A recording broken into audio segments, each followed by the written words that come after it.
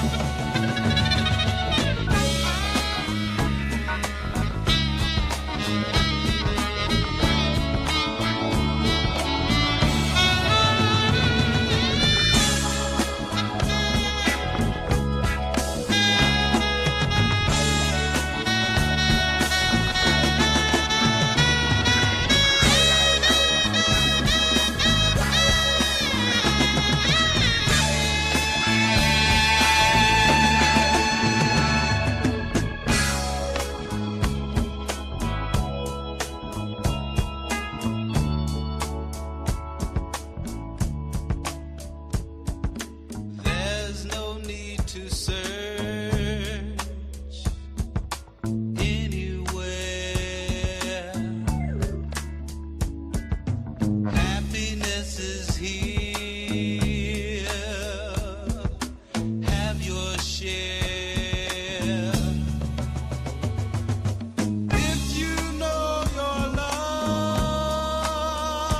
loved, be secure. Paradise is love, to be sure. Don't you know that it's true that for me and for you, the world is a ghetto. Don't you know that it's true that for me and for you, the world is a ghetto. Don't you know that it's true, hey baby, that for me and for you, the world is a ghetto. Don't you know that it's true that for me and for you, the world is a ghetto. The world is a ghetto. It's a ghetto. The world is a ghetto. The world is a ghetto. It's true. It's true. Every day.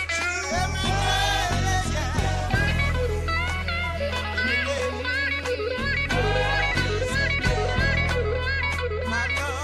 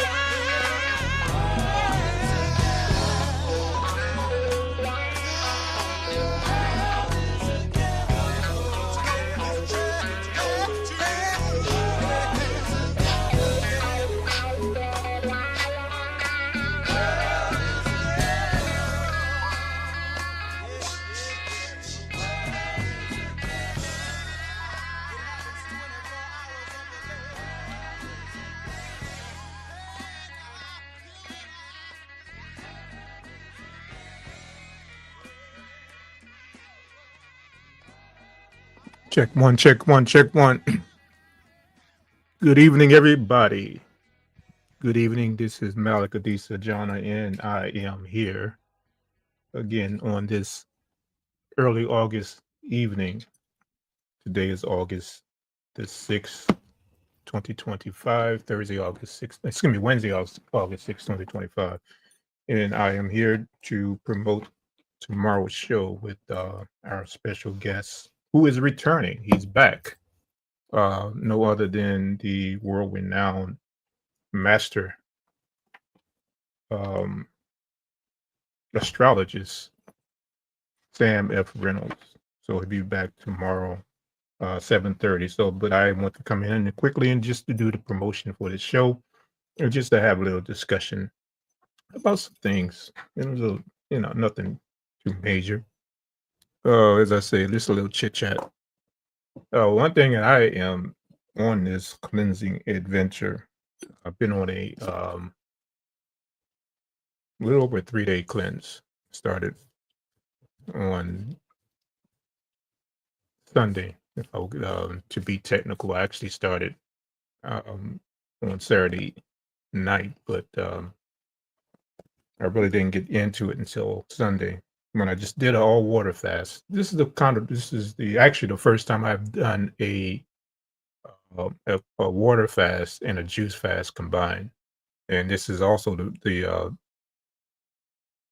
probably the longest that I've done a juice fast and a water fast, if I can remember. And it's been a different experience for me because a lot of the cleanses and fasts that I've done it's normally like a cleanse and a fast that I would do I would fast throughout the day, just sort of like during Ramadan, where I would fast throughout the day, and then I will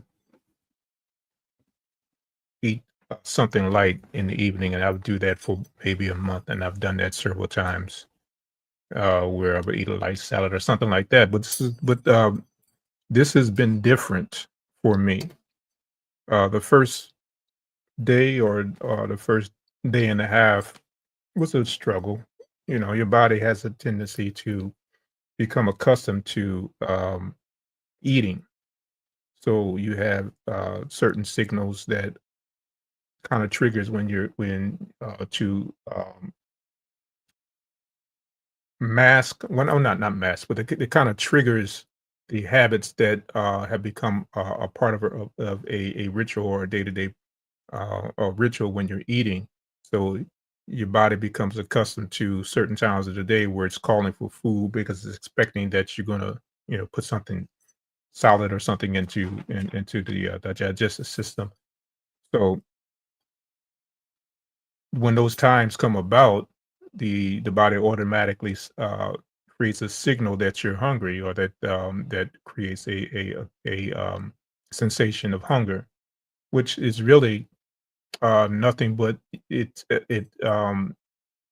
becoming accustomed to the rhythms and the rituals or the routines that you normally throughout the day.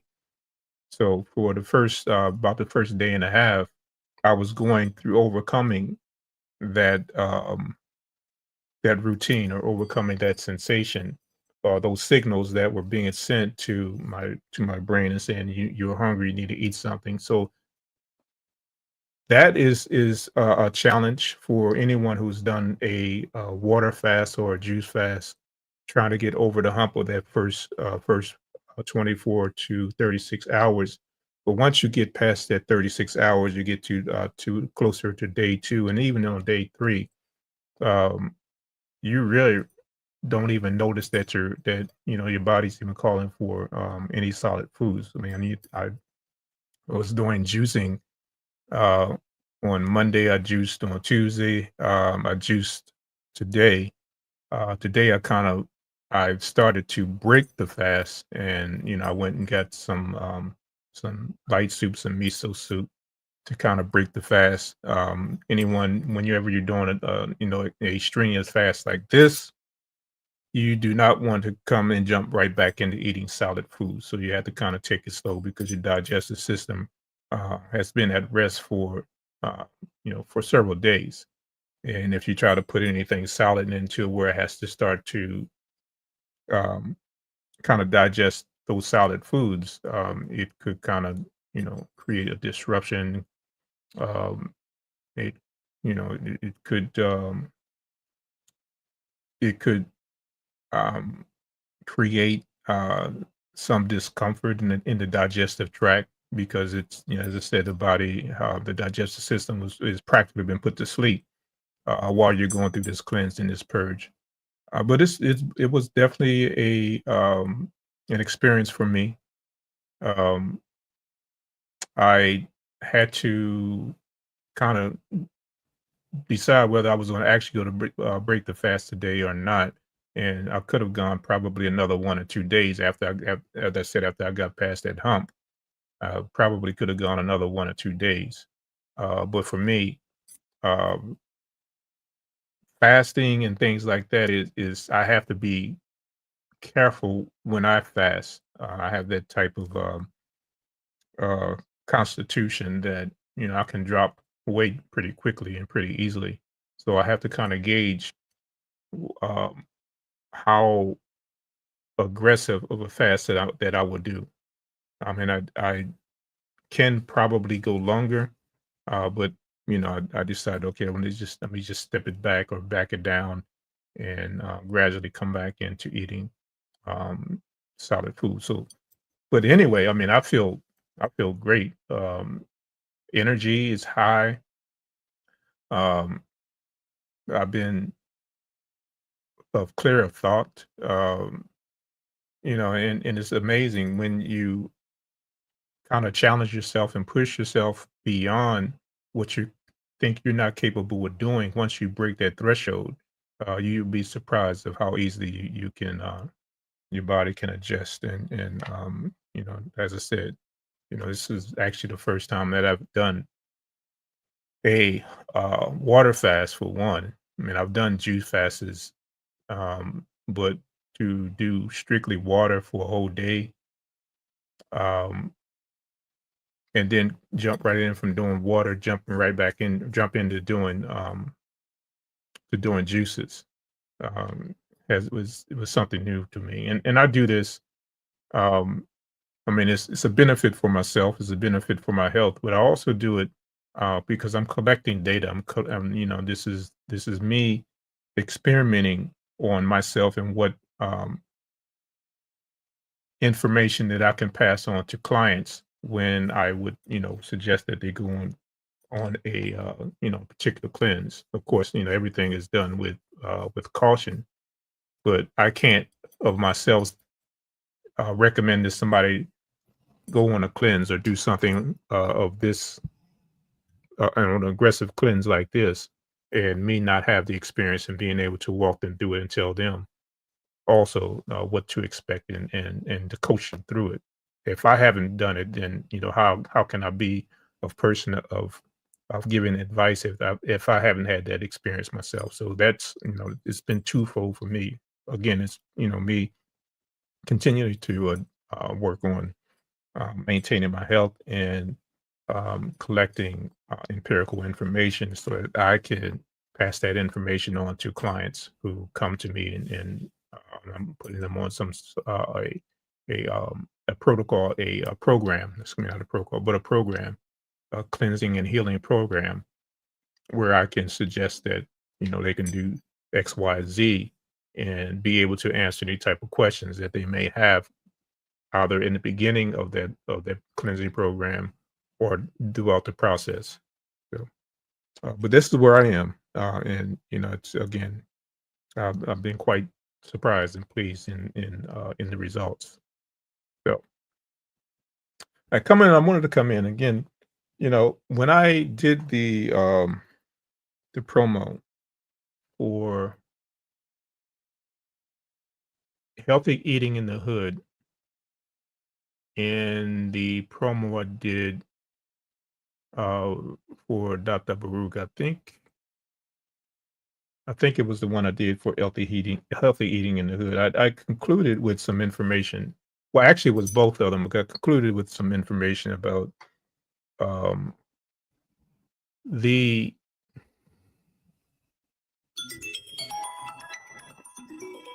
I concluded with some information about the behaviors that we find ourselves in as acting outside of what is supposed to be defined as human behaviors. And I've been very animate about this and been animate about my I want to say rant. I'll say rant based upon observation because we look at the behaviors and the tendencies of us as a people collectively, and I'm not just talking about specific races. I'm talking about the human family all together as one collectively, and how we tend to overlook, mistreat, disrespect mm, others within our race family. And I look at and every time I come wherever of recent when I come in and do these promos, I always come up with um, making or creating or bringing forth some contemporary story that's dealing with the climate of this country and the relationship with this country and throughout the other countries in the world. But it's concentrated here, and every day you come in, you look at some sort of news feed or news cycle and see. some of the crazy shit that's happening, and the mistreatment and the disrespect of others. Um, so I closed the show when I did the promo for Healthy Eating in the Hood, and I indicated about the conversation in the book "What Is God," where the author Jacob Needleman had a conversation with a friend of his who was a Buddhist prince, excuse me, a Buddhist priest, and the conversation ended or started with him making the statement, the Buddhist priest making the statement that um, how many human beings do you see, or something of that effect. I think that's how he concluded, not how he started. The question was asked, how is it that a in Buddhism, how can any Buddhist can make the statement that that is rare to be born a human? And he went through the whole process of um the unlikelihood or the rarity of that process taking place, and he used the analysis of a turtle who only surfaces who uh, in the ocean um, once every 100 years, and every time he surfaces that one time out of 100 years, um, he the odds of him surfacing and putting its head through a cow yoke or ox yoke or something like that, and he kind of um, explained that um, the odds of that happening are very rare, and that's how he equated the experience of being born a human. And when I first read that, of course, I had to go back and read it several times, but because sometimes when you read certain texts, you are absorbing what the author is saying, but you aren't totally um, in sync of what the message that's being delivered. So after reading it, a second time, going over the second time, that's when it really hit me what they were actually meaning, and what they were actually saying when they made that statement. And the Buddhists kind of tied it into the behaviors of us as the what is defined to be human behavior. And when I read that passage and discussed that on the promo for healthy eating in the hood, I discussed it around the behaviors that we see with this administration, how they're locking people up in cages and concentration camps, and really making a mockery of it, as if this is normal behavior. But when you look at, and I kind of asked myself, is this normal behavior for what we identify or define ourselves as being human beings? And if you take a bird's eye view um, at collectively, historically, things that have happened and how we tend to continuously mistreat each other, you would have to say um, that could be identified as par for the course. That particularly in this country, has been a normal thing of mistreating other people, and it's been consistent across the board. But they tend to look at it as if it's deserving of people to have this type of mistreatment. And I go on to say this, to say that I'm coming to a point when when we look at each other and see differently than who we are, and are separate from who we are, we have a tendency to be able to um, trick ourselves into believing that we are different people. And I remember in a lecture conversation, lecture in conversation. It might have been a lecture that Minister Farrakhan had made in one of his lectures. He stated that whenever people of in power, or not even may not necessarily be people in power, but when people in general um, are successful in placing labels on other people, negative, derogatory labels, that gives them um, in their mind the authority to be able to disrespect and mistreat the person or the people who they place this label on. And this is definitely runs true within our community. Is I was watching a video yesterday, and I'm gonna conclude this because I don't I have to be off no later than 7:30 tonight, and I'm gonna conclude this with the text, "The Awakening of Intelligence." But I wanted to set things up first before I do that.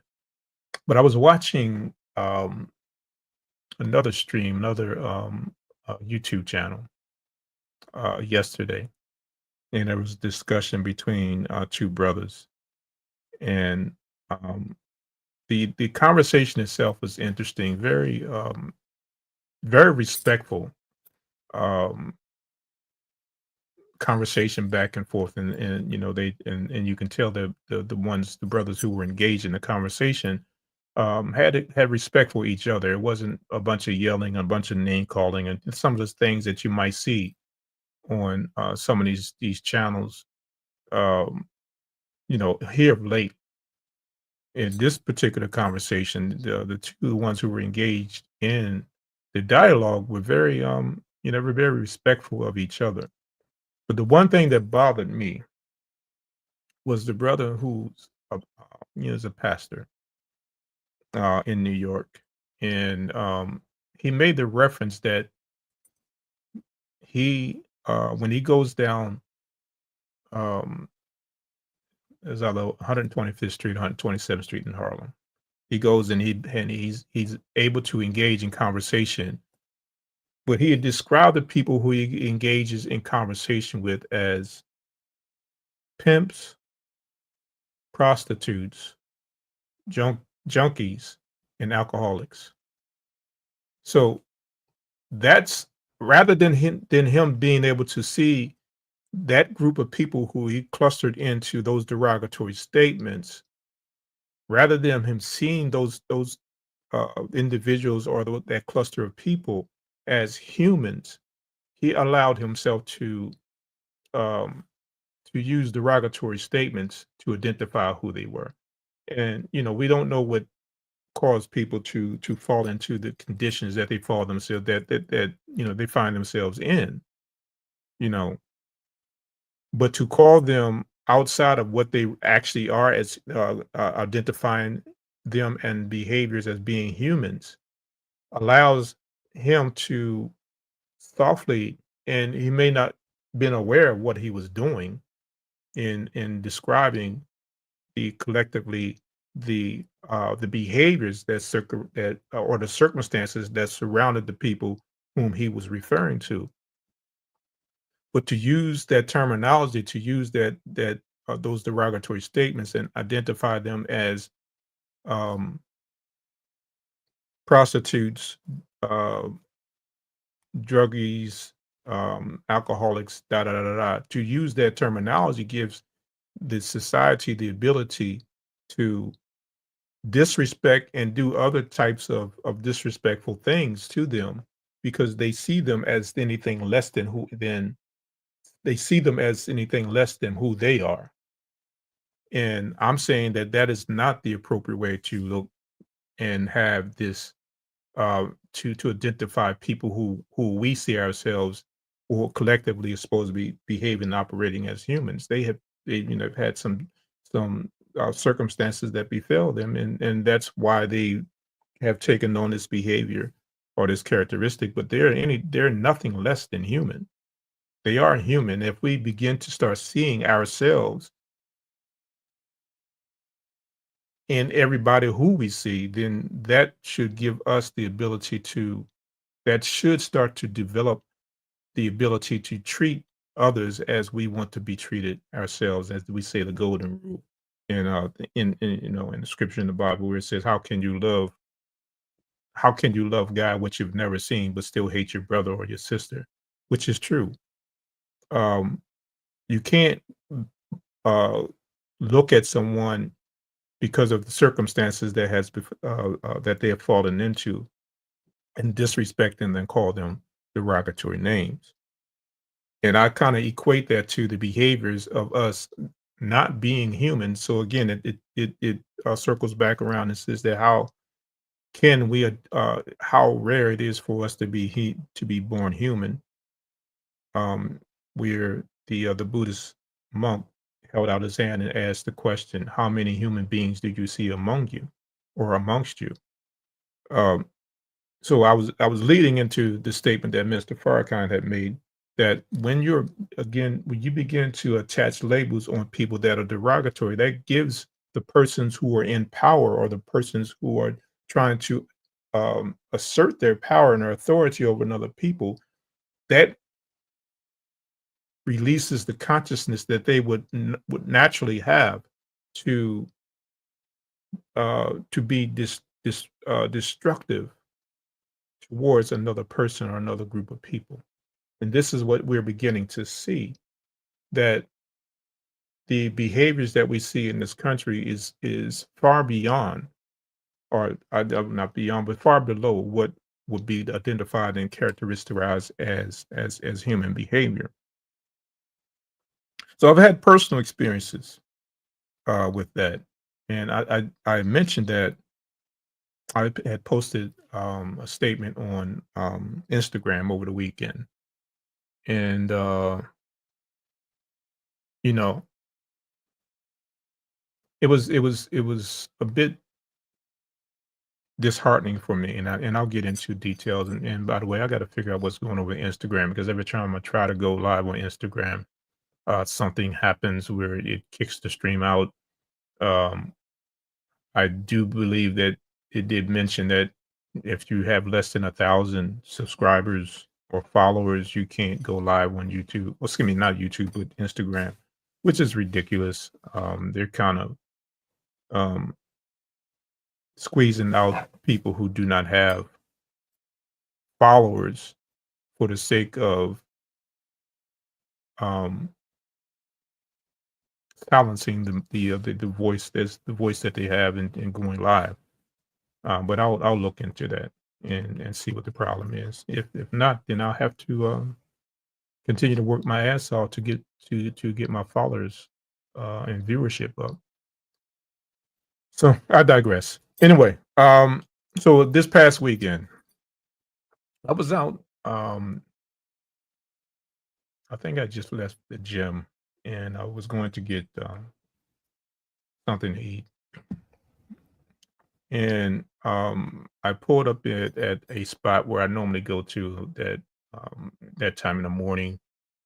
It's a health food store, a co-op, and I was going to get something. I think it was a smoothie bowl or something like that.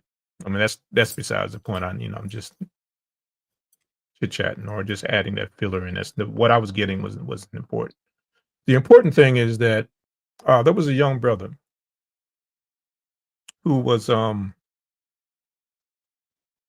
on the parking lot at the time that I was there, and he had approached several people asking for money, and this is something that's quite um, routine at this area. In this area, it's a busy, high traffic area, and people come there and they kind of ask for a dollar here, a dollar there, and some people at often you might find that are generous.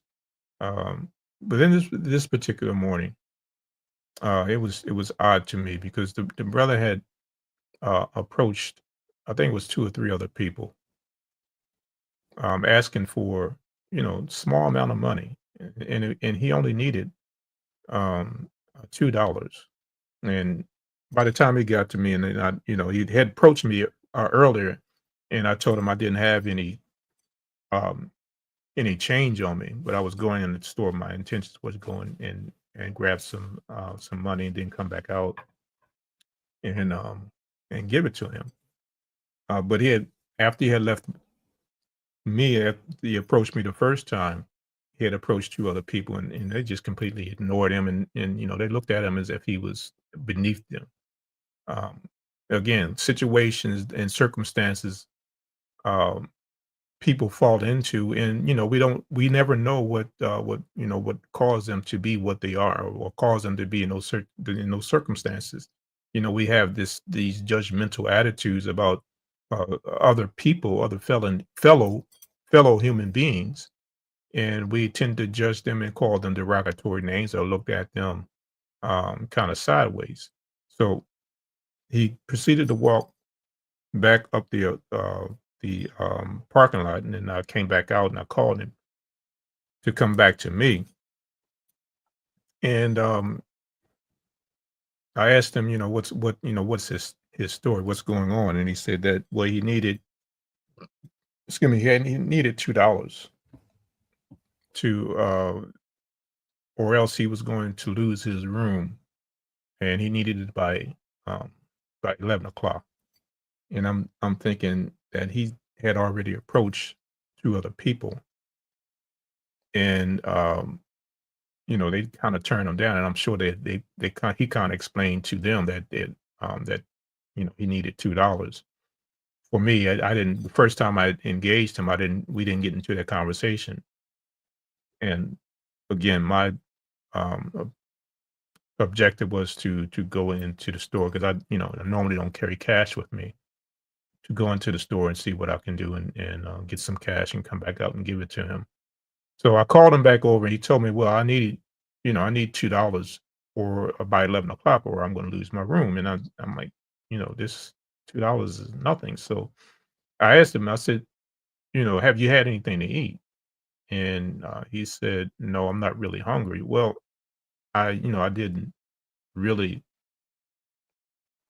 I didn't believe him when he said that he wasn't hungry. And so, insisted, "Okay, will you come into the store with me? Let's get you something to eat." So he came in the store with me, and he was hungry. I mean, he ordered, a sandwich, and then he asked me politely if he could have a smoothie. And I said, "Yeah, get whatever you want." And he thanked me, and I gave him, the money that he needed and some, uh, for him to keep his room. But again, it just kind of hit me that anyone who he approached, i- how much of a challenge would it have been for them to kind of reach into their pocket, or even taking the same approach that I did to just give him. If they weren't trying to give him 20 or 30 or $40 or whatever, and not that I did that, but how much would it ever hurt them to reach into their pocket and just grab $2 for the brother too, so that he would not lose his room. And I look at that and I say, well, you know, because you don't see another person, or you didn't see that young brother as human as you are, you allowed yourself to disrespect and completely ignore his circumstance and his situation, because $2 is not going to break any damn body. I don't care what financial woes are before you. If you can't find yourself to give somebody $2,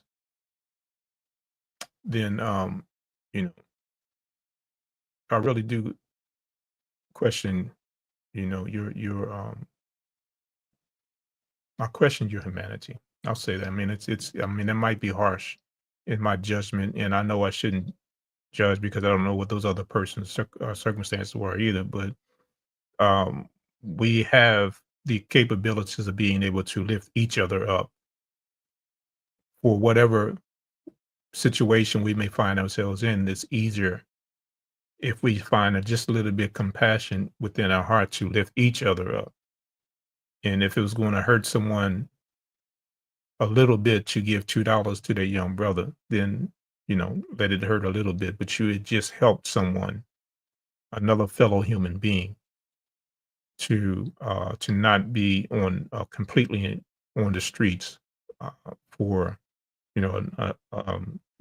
unnumber of days, an untold number of days, or indefinite time, in indefinite days. So this brings me back into the conversation that I was having um, about the Buddhist priest, and I kind of struggled on what I was going to have this discussion around, and I've mentioned it several times over the course of 3 weeks, not 3 weeks, 3 months, over the course of 3 months, that I was going to start introducing some of my teachings of metaphysics into these conversations that I have, into these promos that I had, because I think this is a perfect time to do that. You know, we have any of us who have these platforms, we have this voice and this opportunity to be able um, to share information, to share knowledge, and to share wisdom, um, and do it to the best of our ability. And for me to not take what I've learned for over these last 2 decades, particularly with metaphysics, and for me to not take this opportunity to be able to use this platform to teach this information, which could be a a planting of seeds for others who listen to the information, and for them to be curious enough to go in and search and research and learn from the material that I've provided, and even go even maybe one or two steps further, and embrace it, and keep the circle, or keep the cycle going, or keep the circle going. So I wanted to come in and have a discussion, but I did not know what text I was going to um read from. I have several texts here sitting on this desk, and trust and believe I went through all of them. And I always, I tend to say that I um operate through spirit. And in the process of me going through these different texts, I was trying to decide, how was I going to kind of tie this whole conversation in.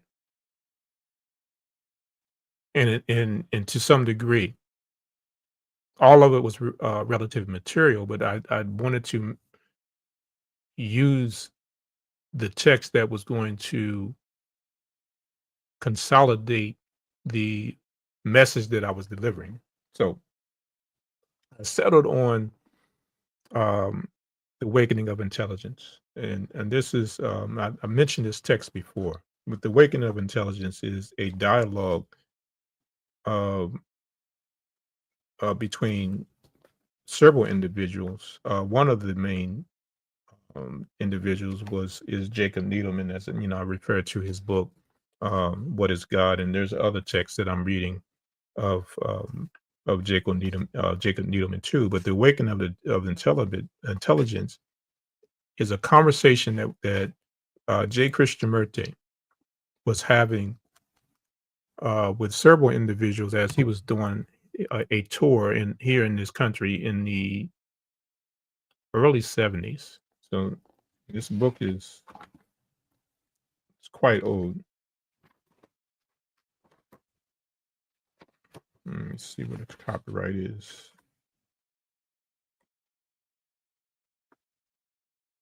Yeah, the copyright of this first edition is 1973, and I think this is only edition that he had out.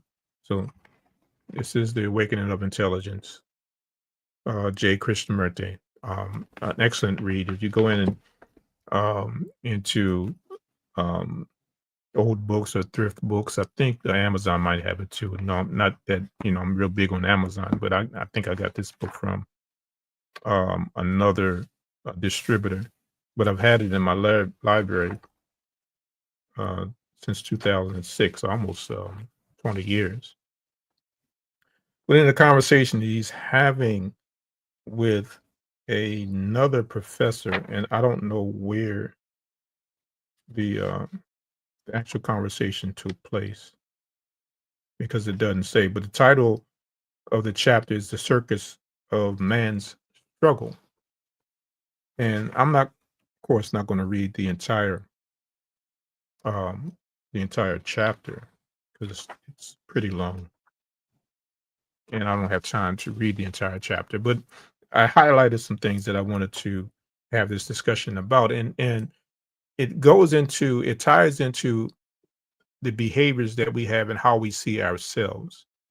And when we begin to elevate and see ourselves as humans and treat others as we want to treat ourselves, then we would then begin to elevate the consciousness and the behaviors and the interactions, and society as a whole will begin to elevate that to make it look more like or represent more like the operations and functions and behaviors as a human being. So in this conversation, he says that let me see if I can get into the right spot. So he's having the conversation. He's talking about the inner and outer problems that we are faced as a people, as humans. So I'm gonna jump down to to the part where he says that within the dialogue, he says the world outside of me is created by me and not the trees. So he's not identifying the world as the planet Earth. He's talking about society. He's talking about the cultures and things, the culture and in society that we have built where people either flourish or don't flourish. So he says, the world outside of me is created by me and not the trees, not the clouds, the bees, and the beauty of the landscape, but human existence in relationship, which is called society. That is created by you and by me. So the world is me and I am the world. I think that it is the first thing that must be established, not as an intellectual or an abstract fact, but an actual feeling and an actual realization. This is a fact, not a supposition, not an intellectual concept, but it is a fact that the world is me and I am the world. The world being the society in which I live, with its culture, moralities, inequalities, all the chaos that is going on in society. That is myself in action, and the culture is what I have created and what I am caught in. I think that is irrevocable and absolute fact. So he's indicating that what we see in the behaviors in the society and the cultures, what we see is what we created. It wasn't something outside of ourselves that forced us to behave in the mannerisms and in the way that we behave and interact with each other. This is something that we created. So he goes on to say, uh, we always want to alter the world, always want to alter the outer world. Excuse me, outer. Let me repeat that. Let me go back. I'm sorry. My apologies. We always want to alter the outer, talking about the outer world, hoping thereby to change the inner, create the right environment. And this is saying this is the communist. This is what communists have said said it 100 times. Is what it's reflecting to. He said, create the right environment, then the human mind will change according to that. And the person whom he's having a dialogue with comes back and asks him, um, or makes the statement, in fact, that he says, in fact, every great university with all its departments, with all its specialists, one can almost say that these great universities have founded and built on the belief that the world can be changed by a certain amount of specialized knowledge in different departments. So this is uh, the person who he's having a dialogue with. His name is pardon me. His name is Aline Naude, Naude, Alain Naude, Naude. So he's having a conversation with him, and that was his response. So that was his contribution to the conversation. So Krishnamurti goes on and says, he acknowledges and says, yes, I think we missed this basic thing, which is the world is me and I am the world. I think that feeling, I think that feeling, not as an idea, that feeling brings a totally different way of looking at the whole problem. He's continuing on. He says, people won't take any step. They are used to this outward organization and disregard totally to what is happening inwardly. So they don't look at what happens to themselves on the inside. So when one realizes that the world is me, and this is the point that he's continually making, when one realizes that the world is me and I am the world, then my action is not separative, is not the individual opposed to the community, nor the importance of the individual and his salvation. When one realizes that the world is me and I am the world, then whatever actions takes place, whatever changes takes place, that change will that will change the whole consciousness of man. Continuing on, he says, I as a human being realize that the world is me and I am the world. Realize, feel deeply committed. I'm passionately aware of this fact. So the consciousness of the world is my consciousness. My consciousness is the world. Now the crisis is in this consciousness, not in organization, not in bettering the roads, tearing down the hills to build more roads. My consciousness is the world, and the consciousness of the world is me. When there is a change in this consciousness, it affects the whole consciousness of the world. So that's goes on. Um, Let me finish this up. Now when I realize that my consciousness is the consciousness of the world and the consciousness of the world is me, whatever change that takes place in me, whatever change that takes place in me affects the whole consciousness of the world. And again, that points back to what the statement that I made, that when we begin to look at ourselves and begin to elevate our own consciousness, that in turn will affect the in consciousness or the entire consciousness of our environment or of our world. So when we look at or listen to the quote that Gandhi uh, stated, and I usually close my show with this, where he says, "You be the change that you want to see in the world." I repeat that. Or he says, "You must be the change that you want to see in the world." So I usually close my show out with that. And that statement, as simplistic as it may sound, it's it's very powerful, because even Michael Jackson, when he made the song "Be the Man in the Mirror" and make that change, um, when we begin to elevate our consciousness and begin to treat and see ourselves as human beings and begin to look at the reflection of others with those same characteristics, that is when we'll begin to elevate the system, elevate culture, elevate society, elevate the human being, and be a representation of us being in God consciousness or God like, or in reflection of God and the behavior. Keep that in mind as we go out into meet and greet those people with the same respect that you would see yourself as.